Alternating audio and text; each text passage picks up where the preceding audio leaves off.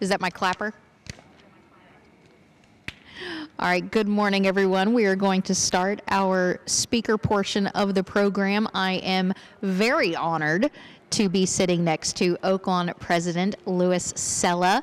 One thing, Louis, I don't know that you know that I like to do is present a video montage. Do you know that I do this? Nope. Okay.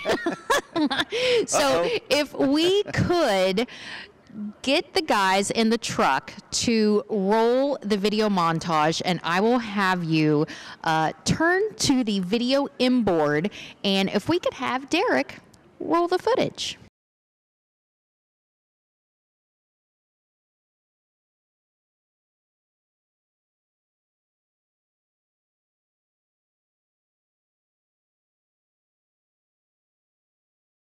Today we are introducing the largest expansion in Oaklawn's history.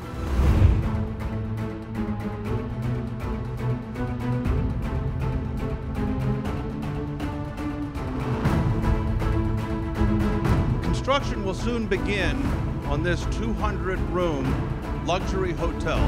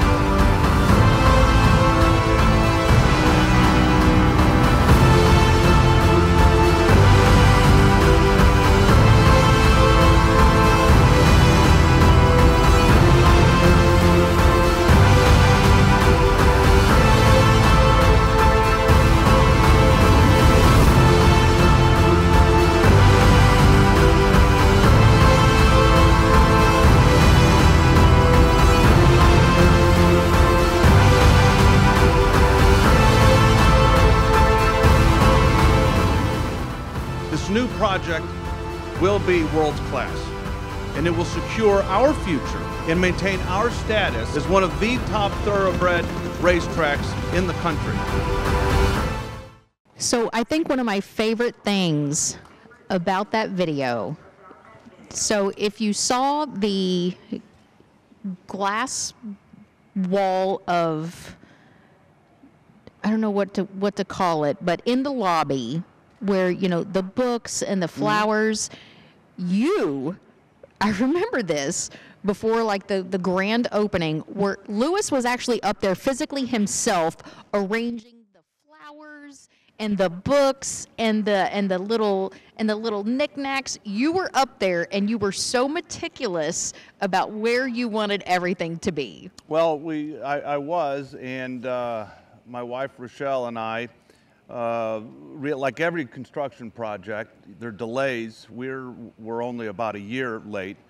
And when they finally said we're ready to open, we looked at all this empty space and we said, oh boy, we better start filling it up. And we started robbing everywhere around this plant for things to stick in these various shelves. So when we did open, it looked like it was finished. And we're very proud of the end result. You'll see in the trophy case, no doubles collection from Dash Golf and his family with Verna Downs, or Verna Barn. And it's very special. That's Arkansas's probably best Arkansas bred that campaigned in the late 60s, won the Arkansas Derby, the Chicago Cup twice, the Santa Anita Handicap, and many, many others. And that's the entire collection. So we're very proud of that. Now, one reason I wanted Louis to be my first guest, it's because it's been a while since we have had Don at Oaklawn, you know, a little thing called the COVID pandemic. But a lot has changed since we have been able to have this program since. I also wanted to kind of revisit Oaklawn history, and nobody better to do so than you. The Oaklawn Jockey Club was founded in 1904 by brothers Louis and Charles Cella of St. Louis, and the institution of Oaklawn has been in the Cella family ever since, passed down from generation to generation. And I'd like to say that each has added their own individual stamp on Oaklawn. And Oaklawn has played a major role in the history of the thoroughbred industry and still is to this very day. Now, legendary horses and horsemen have graced these grounds. What is your first memory of Oaklawn? Well, as a kid, I would come down to Oaklawn. Our school had spring break, and that was typically right in the heart of the meet here. So I would come down, and you could not go to the track without at 14 or older without adult supervision. So Dad would take me in, and I'd kind of hide underneath his coattail, and we'd hustle up to the rooftop to get out of the way. Dad was a big believer in kids not being at the racetrack, didn't think it was correct. Times have changed dramatically, but he picked that up from his dad. But sneaking in with Dad as a kid was a fond memory. In the summers, we'd come down and we'd actually get on horses and ride all throughout the racetrack, the infield, the backside, and checking everything out. And we did that. Obviously, you could afford to do that with the season back then, with running just 50 days or 60 days and closed 300 days out of the year. So that's how we really checked the property. I said we. I didn't do anything but not fall off the horse, but follow Dad all around the property. So it was a lot of fun. So it seems like your dad was synonymous with success and really reaching out to people. People had so much respect for him, as they do for you. But one thing that having a lot of history with Oaklawn, I kind of grew up knowing that he had some legendary parties at his house. Is there any stories that you can share? And feel free to change the names of the innocent or the guilty, because I want to hear a good story. No, there were none. He'd actually would have some people over, and that's always fun. But my brother John and I would be here, and he'd always tell us to run around the track. So during the cocktail hour. So John and I would take off running, and we'd come back, and he wasn't quite ready to have dinner. He said, "Go run around the track again." So now, we would how old were you and John during this time? We were not quite 10, 11, 12. Oh, okay. So he didn't want you to witness anything that would scar you potentially. But Dad had a flair, no question about it. And when he took over, the casino gambling ended. Which, by the way, when we talk about history, Hot Springs always had casino gambling up until the late 60s, but it was always illegal. And racing, which is true today, racing's not going to thrive if you're down the street from a casino, which we were. Casinos were downtown Hot Springs, and racing didn't do very well, or it just sort of maintained. But when the casino industry died, when Governor Rockefeller had to close it down in the late 60s, that's when our business took off. And of course, in the era of the early 70s, it was exciting times, and you had parties, and you had growth and excitement. And Dad embraced that flair because Oaklawn really took off at that moment. And that's when we built the grandstand, another grandstand, renovated everything. We had a golf course in the infield. He converted that into what you see today, and we've expanded upon that even today. So it really was an exciting period of time. Now, another thing that really helped launch Oaklawn was back in 2000, and that is instant racing. And that has also helped other tracks launch a lot of success. That has led to the casino that we have now, and that helps some of the largest purses that we have in the nation. So talk about instant racing and how that brainchild came to be. Well, it's important to understand in racing, you have to have really high purses to attract the really best horses. And if you have the best horses, the fans are going to show up. Just like in football or basketball, people are going to show up to see the best team. They're not going to show up to see the mediocre team. And horse racing's the same. We were doing okay, and it really have to, before instant racing era, you have to go back to the simulcast area. We were racing 60 days out of the year, but closed 300 days out of the year. And across the United States, you had California and Florida and New York that had intrastate simulcasting, so they could actually operate year-round. They always had a track open, and they could sell their signals amongst themselves, but we never had it across state lines. So back in 1989, our lawyers, headed by Mr. Friday, Herschel Friday, talked to the lawyers for Arlington Park, owned by Mr. Duchessois, who just recently passed away, and he's such a wonderful, wonderful man. Talked to them, and they said, I don't know if we can do this. And our lawyers, Mr. Friday, said, well, show us where in the law said you cannot do that. And they said they couldn't. So we, on literally a handshake between my father and Mr. Duchessois, we took Arlington Park's card the summer of 1989. Well, we all held our breath. We put money into escrow. Just in case the state troopers would come down on us. They did not, and starting thereafter, we passed enabling legislation to authorize it. Every single state followed our suit. And today it represents over 90% of the North American handle. Wow. And I preface the instant racing story because that's kind of fun to say that started here at Oaklawn. What also started here at Oaklawn is instant racing, because we had simulcasting. And we had a reprieve, and we were all proud of ourselves that we were now racing and taking signals 365 days out of the year. But we woke up one day and we started asking ourselves, where did all of our patrons go? We're not having the 20,000 people a day. Where'd they go? Well, there was this little casino that opened up in Tunica, Mississippi, and then another one, and then another one. And we realized that we had better attack that if we're going to survive. So in our infinite wisdom, we decided in 1994 that we'll get one of those casino licenses, and that didn't quite work out. And then 1996, we said, we're really smart. We're really going to get it this time. Well, by then, Tunica, Louisiana, Oklahoma, they circled Arkansas, and they bought up all the airtime, and we got our teeth kicked in. So we were at a crossroads. We said, either we can survive and do something about it, or we can just rest on our laurels, and unfortunately we knew the inevitable result. So we kicked our feet up. We had a really great team, and with Eric Jackson, our senior vice president, general manager at the time, and Skip Ebel, our current counsel, and others, we said, well, what's so attractive about slot machines? And we said, well, if we could put horse racing and create it in a slot machine-like environment, maybe that would work. So we took historical horse races, so races that had previously been run. We went to the racing forum.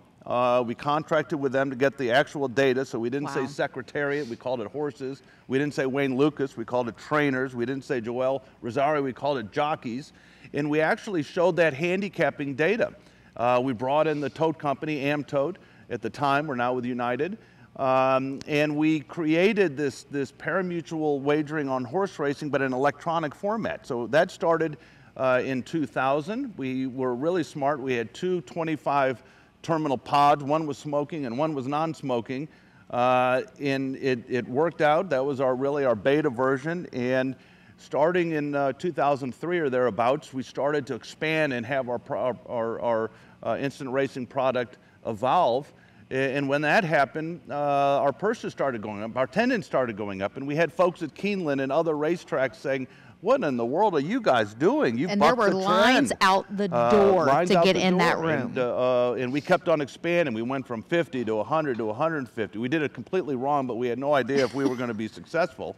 Build it and they will come. Right. And it started to see it. So other tracks started to come and look at us. and say, what is this product that you've done? Because all this money would go back to horse racing. And it goes back to that formula. If you get high purses, you're going to have the best horses. If you have the best horses, folks are going to show up. And with the start of instant racing, we started to see that trend change. And then that went to, led us to games of skill. And now full casino. Amendment 100 was authorized a handful of years ago for full casino, which is what we offer now. So is it interesting to you that we've seen kind of the downcline of maybe Tunica and some of those surrounding states, and maybe Arkansas, here specifically at Oaklawn, is picking up? Well, we are. We're very fortunate, no question about it. We have the best working relationship with our Arkansas HBPA, head by Bill Walmsley. There are no agendas. We put everything on the table. We have a great relationship with our regulators, Arkansas Racing Commission, headed by Alex Leblong. They understand that if the horsemen and the franchise get together and agree, it makes their job a lot easier.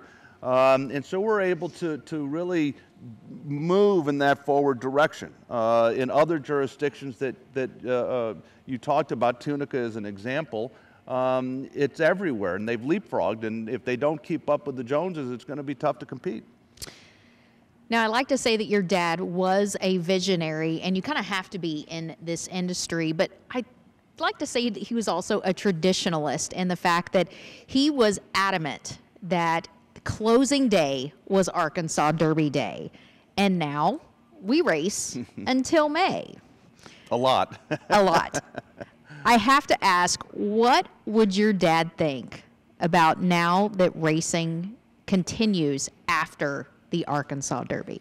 Well, we would have very heated discussions on that particular topic. Sometimes working with your family is not always fun. That's right. But if you're going to go on generationally, as we have, I represent the fourth generation, my kids the fifth.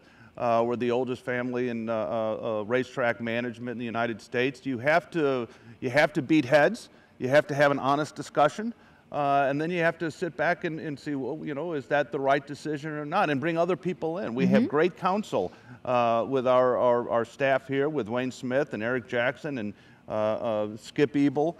And we bring in horsemen to get their perspective, especially with the date changes and the schedule changes. Does that make sense for them?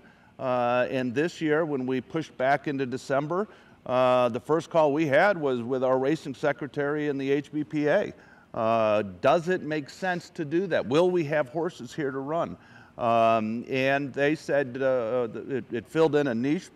Before we would have Churchill that would close just about around Thanksgiving, and then there was a lull between that and the end of January. So our horsemen wanted an opportunity to run for a purse and pay the bills, and we said that could make sense. We got rid of Thursdays.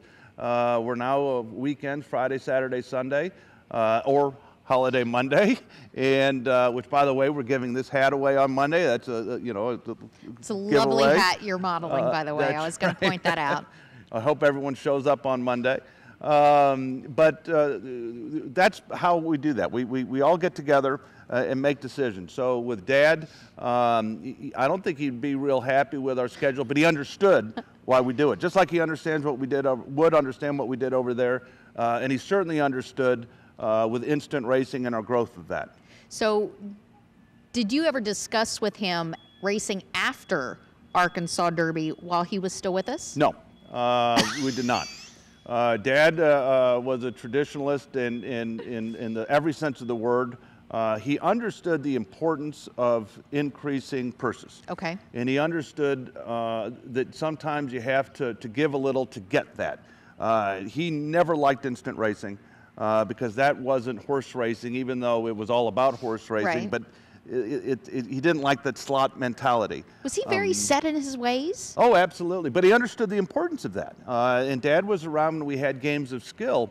And I remember towards the end of his career in the last racing season, we sat out in a bar in the game room, and back then we called it the game room, with games of skill. And he looked at me, he said, Louis, he said, don't screw this up. He said, I don't like any of it. He said, but we have to have it.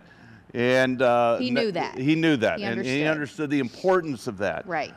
He didn't have to like it, but he understood it. Unfortunately, he wasn't around to see this, but I think from upstairs, he's smiling. Absolutely.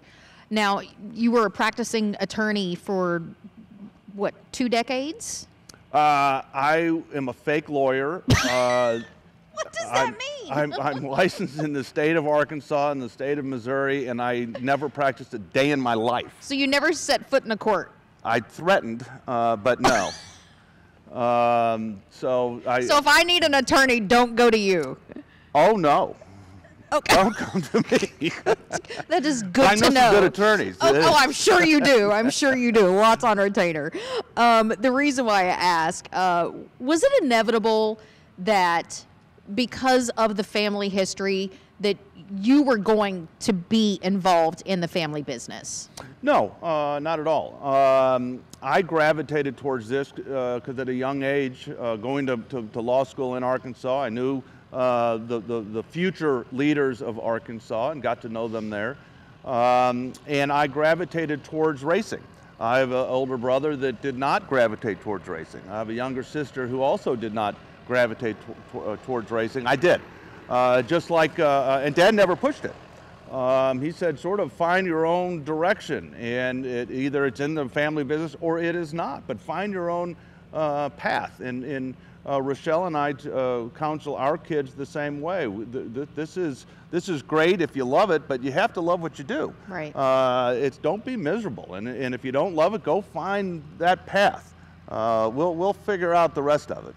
So at what point did you kind of come on to be with your dad and kind of maybe an understudy, for lack of a better word, type role to see how he does things on a daily basis? Because you are very different. You're the visionary to see the expansion. Did he see the expansion plans? Because those types of things are years in the making. They are, and no, to answer your question, he did not. But what I did is through college, I'll give a plug out to Washington and Lee University, my alma mater. What I did is that on my various vacations, I'd come here to Oaklawn, and I would see what was going on. In my summer times, I'd be working in the Friday firm in Little Rock, but I would always go to Oaklawn and the hearings and the racing commissions. When I was in law school, when I'd have time off, I'd come here to Hot Springs. So I sort of inundated myself in coming here and learning and picking off the smart guys around on what their thought processes were. Now, obviously, as I mentioned, your dad was so well respected. What do you think, or what do you think he wanted his legacy to be?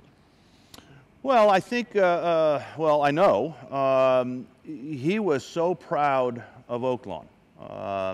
He would love to go to various trade association meetings, and he would say, you know, we're just this little track in Arkansas, flyover country, and everyone around the table would kind of cough. We'd have double the number of attendants than anyone else. We'd have higher purses than anyone else. He was involved in a lot of things on a national level. Absolutely. And we have horses flying in from across the country, and he'd love to say that because he knew that this track was respected from his peers, by his peers. Very much. And that he had great pride in that.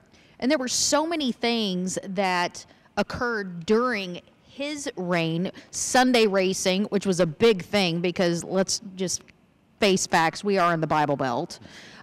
Exotic wagering, because when things started out, it was win place show, and then Daily Double. And then the Daily Double came around, and now we've got everything. The 100th anniversary of Oaklawn, and Oaklawn has produced champion after champion, and I'm so glad that he got to see American Pharoah come through Oaklawn and win the Rebel and the Arkansas Derby before going on to win the Triple Crown. I'm sure that was a big deal for your dad. Oh, it was huge. In fact, the very first, it was Sonny's Halo, I think it was in 82 or 83, that won our Arkansas Derby, and if he wasn't the favorite, he was highly touted in the Kentucky Derby, and we were all there.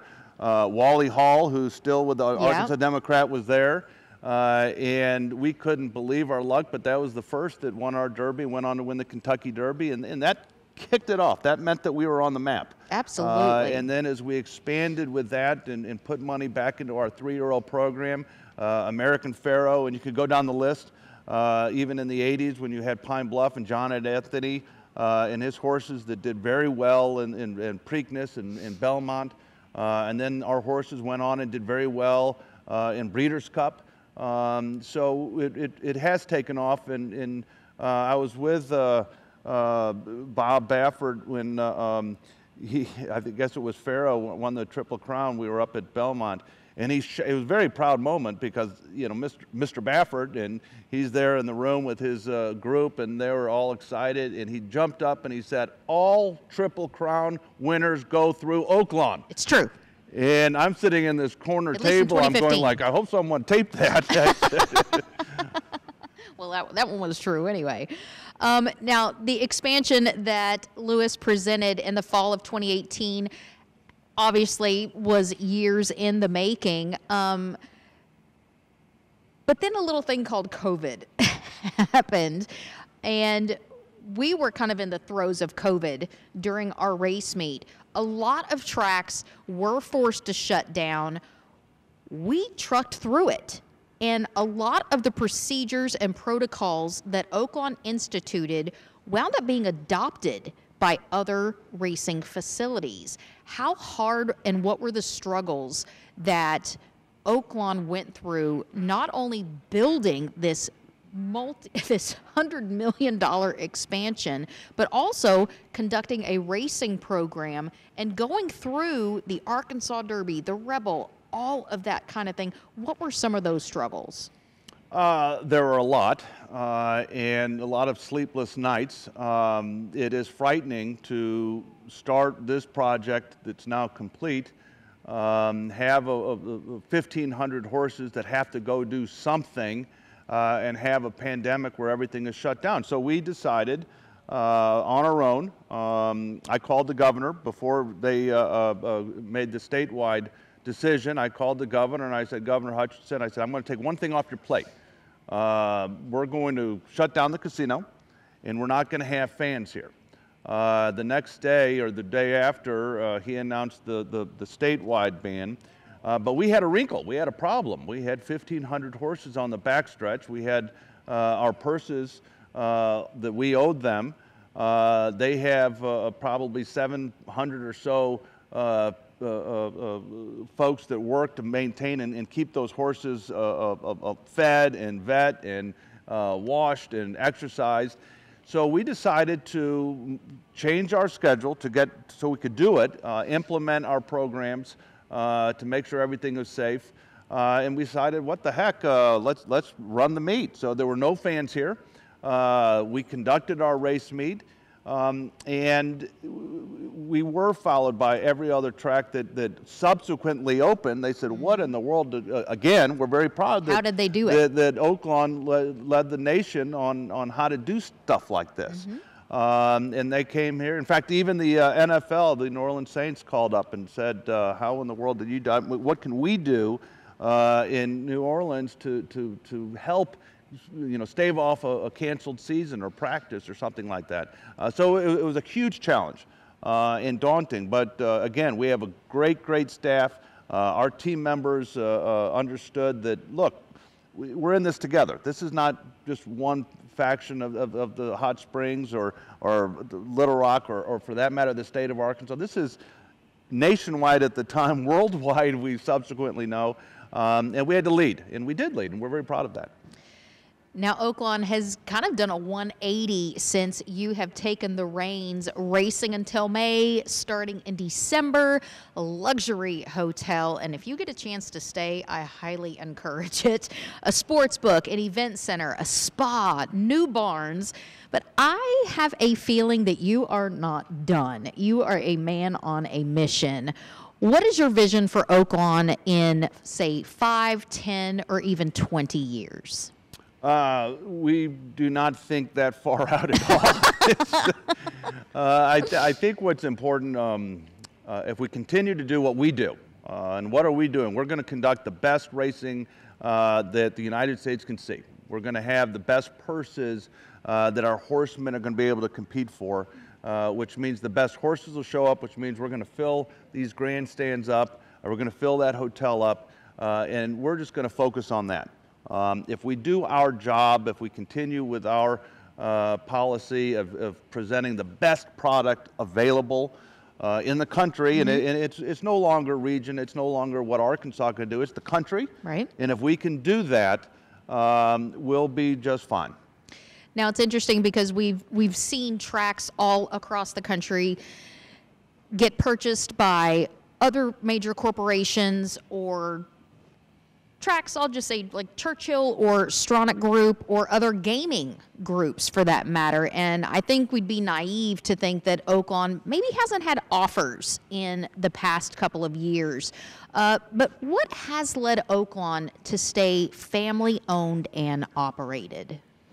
Well, it started with Charles and Louis Cella. That would be my great-granduncle and great-grandfather. They at that time, loved horse racing, but at that time they had legal bookmaking and they formed a business.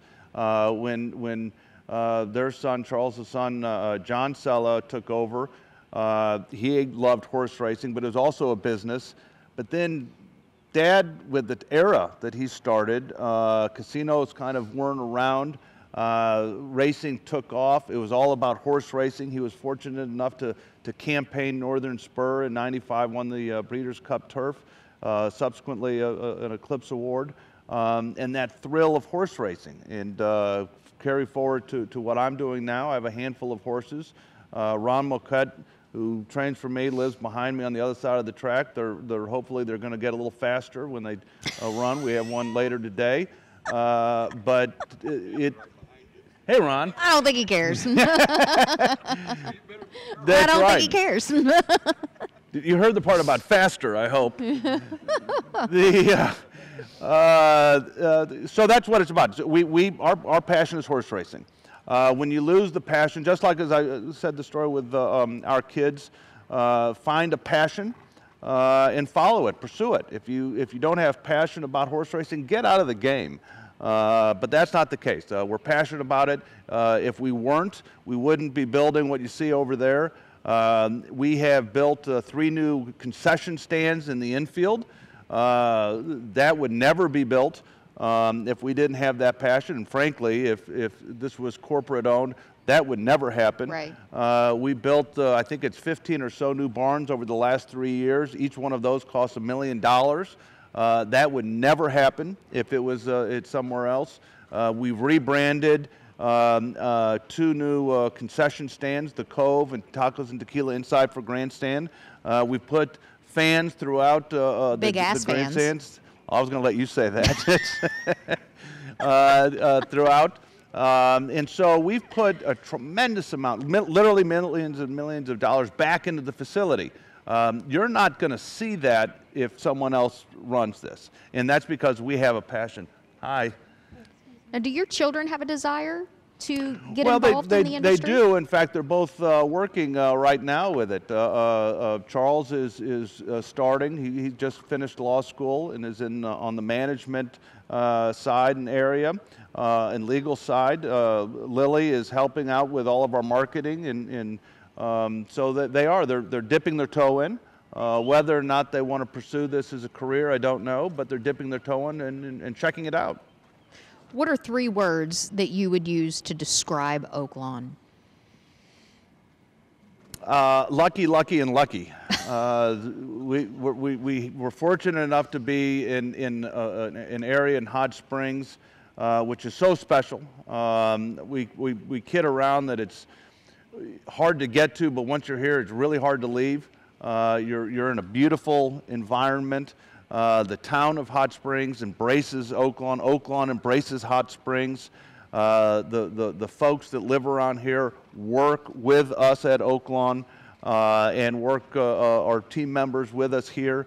So it's we're very fortunate to be where we are. This environment would not work in New York City. No. It would not work, frankly, in a Louisville or in L.A. or there is no Southern hospitality in those parts of the world. I speak from experience. In Southern Florida, we're very fortunate to be where we are and have the ability and tools to offer what we offer. Is this your legacy as well, Louis? Well, as my father said, don't screw it up. I think it's perseverance. It's daunting that you have multi-generations, fourth generation. I have a passion for it. We want to grow this, and we're going to grow it as best as we can. And if we do our job, it'll be on sound footing for the next generation. I love that. Thank you so much for taking time to spend it with me this morning. It was an absolute honor, and I cannot think of a better way to start off and start back down at Oaklawn. Great. Thank you so much. Ladies and gentlemen, Oaklawn President Louis Cella. Thank you.